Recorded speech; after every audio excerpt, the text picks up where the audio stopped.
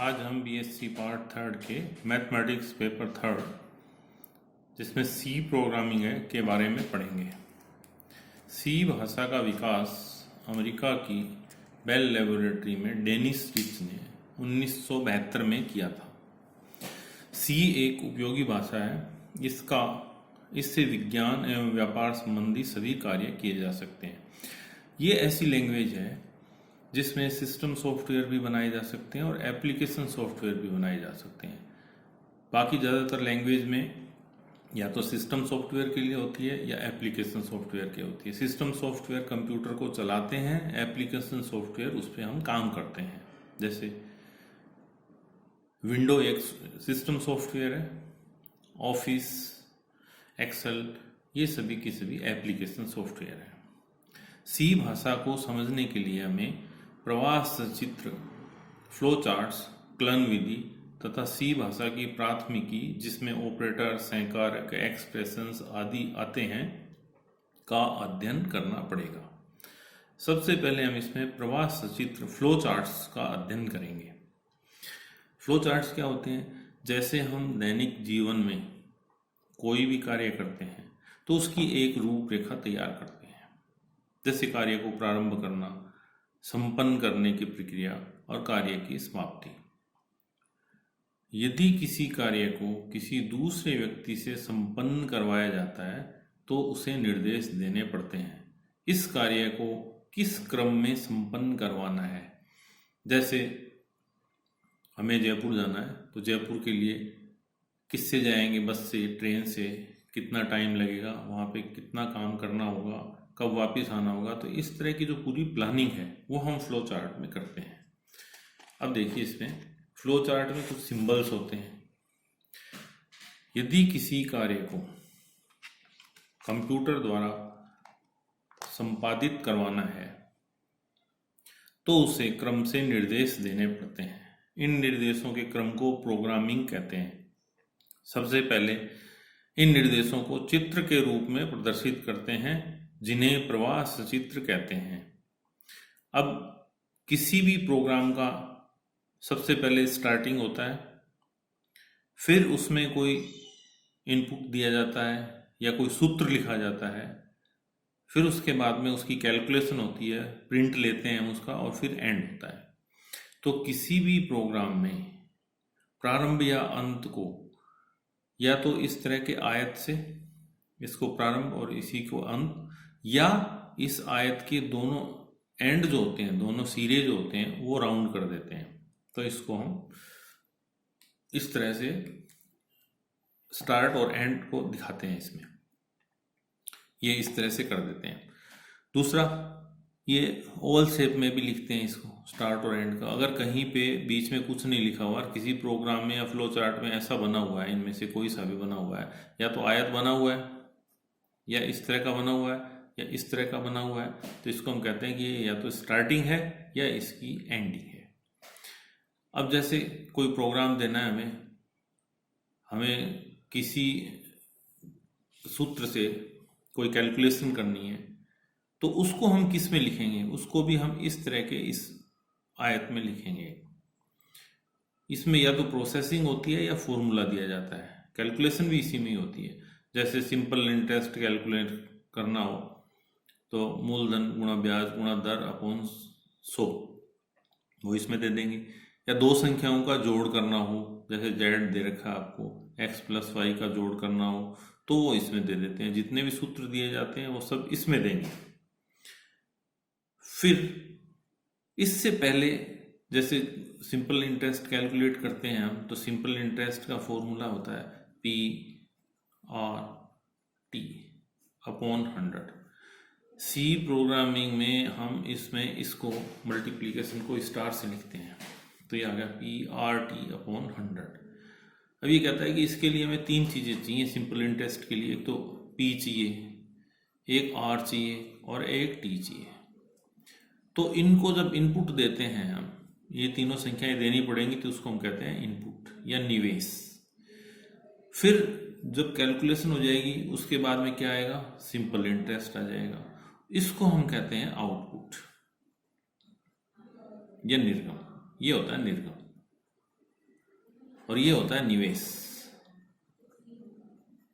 निवेश देंगे, फिर फॉर्मूला होगा और उसके बाद में आउटपुट आएगी, इसमें प्रिंट होगा। प्रिंट का मतलब आउटपुट होगी और फिर हम इसको एंड करेंगे इस प्रोग्राम का। तो ये इसकी प्लानिंग है। फिर कई बार जैसे दो संख्याओं का तुलना करनी हो, आपको कौन सी संख्या बड़ी है, दो संख्याओं की तुलना करनी हो कौन सी संख्या बड़ी है, तो इसको हम इससे दर्शाते हैं। जहाँ कहीं भी आपको तुलना करनी हो, जहाँ कहीं भी आपको शर्त लगानी हो, तो उसमें इस तरह का ये लगाएंगे। तो उसमें दो चीज़ें आती हैं कि x is greater than y, तो या तो ग्रेटर देन होगा इसमें तो यस आ जाएगा, अदरवाइज नो आ जाएगा।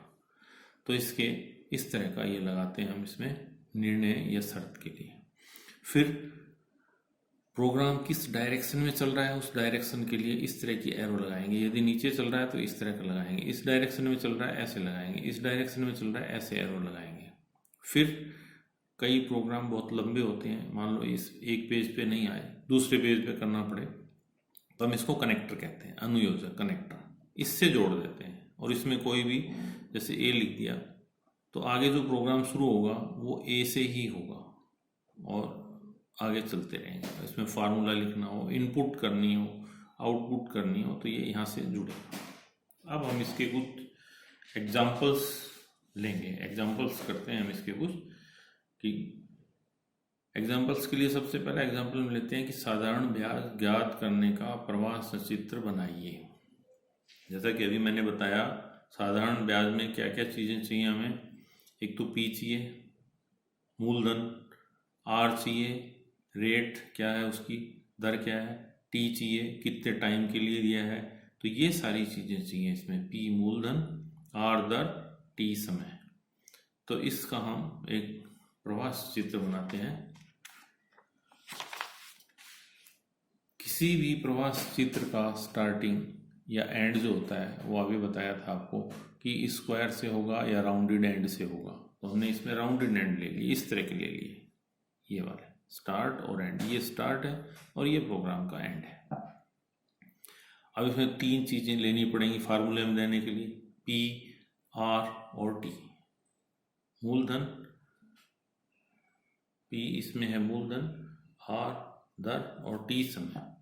तो तीनों को हमने कर दिया इसमें इनपुट, इनपुट कर दिया और उसके बाद में इसमें ये इस डायरेक्शन में चल रहा है तो यहाँ पे एरो लगा दिया हमने। फिर फार्मूला देते हैं हम, ये तो आयत में होता है, फार्मूला इस तरह का इसमें होता है। तो ये देंगे, सिंपल इंटरेस्ट का फॉर्मूला है P गुणा R गुणा T अपॉन 100। तो ये जैसे ही तीनों चीज़ें हम इसमें इनपुट में दिया तो ये फार्मूला कैलकुलेट हो जाएगा, ये इसका आउटपुट आ जाएगा साधारण ब्याज और प्रोग्राम समाप्त हो जाएगा।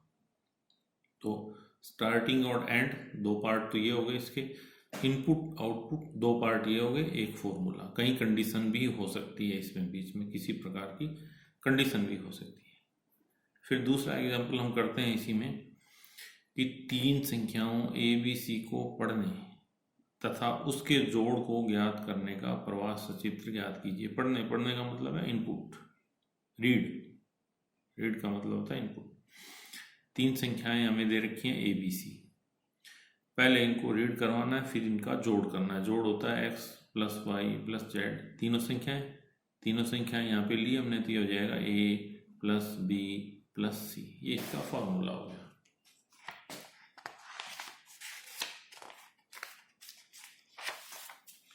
स्टार्ट एंड ये इससे करेंगे, ये राउंडेड लेके इस तरह का, ये स्टार्टिंग और एंडिंग का सिंबल है। फिर ये कहता है इसमें कि हमें रीड करवाना है, तीन चीज़ें, तीन नंबर्स रीड करवाने हैं। तो हमने इसमें इनपुट में दे दिया, निवेश में दे दिया इसमें, इसको हम कहते हैं निवेश।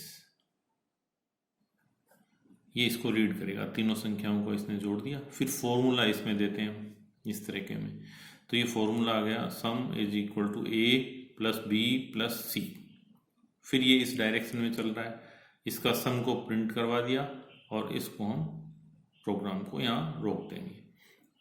तो इसमें दो ये आ गए, इनपुट आउटपुट आ गया, फॉर्मूला आ गया, शर्त इसमें कोई है नहीं, तो ये 5 चीज़ें इसमें प्रवाह सचित्र की आ गई।